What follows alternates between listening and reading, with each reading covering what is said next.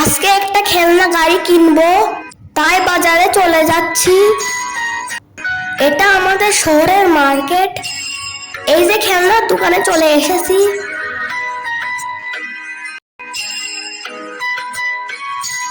এখানে অনেক রকমের খেলনা আছে। আমি সবগুলাই একটু দেখছিলাম, কিন্তু এগুলো খুবই মোটামুটি ছিল। আমার একটাও পছন্দ হচ্ছিল না।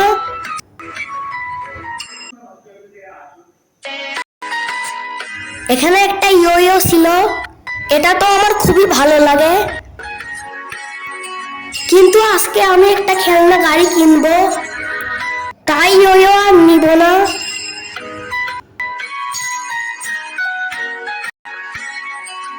তারপরেও আম্মুকে বলছিলাম এটা নেওয়ার জন্য, কিন্তু এটা সুতা ছিঁড়ে যায়। সুতাটা খুবই হালকা ছিল, তাই এটা আর নেওয়া হলো না। সবগুলো খেলনা দেখার পরে আমার তেমন একটা ভালো লাগলো না। আমি যেমন গাড়ি চেয়েছিলাম এখানে একটাও নেই,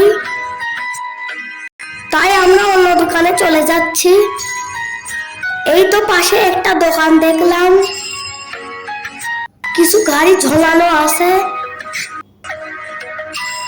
গাড়িগুলোর দাম জিজ্ঞাসা করলাম। গাড়িগুলোর দাম 200 টাকা করে। দামাদামি করে নিলে একটু কম রাখবে। ভেতরে আরো অনেকগুলো গাড়ি আছে, তাই আমরা ভেতরে চলে গেলাম। এই যে দেখো, এগুলো সব মেটেলের গাড়ি।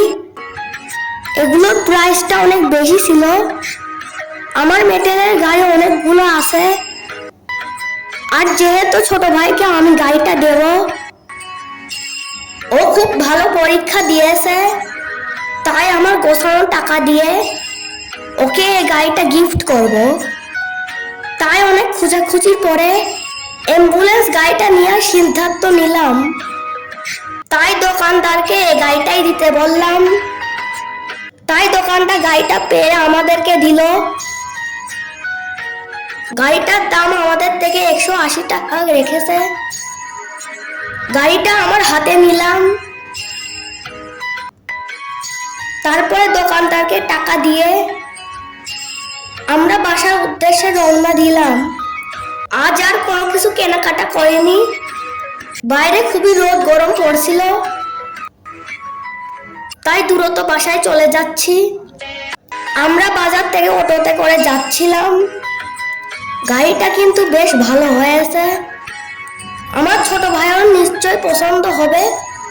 তো আজকের ভিডিও এ পর্যন্তই। সবাই দোয়া করবে।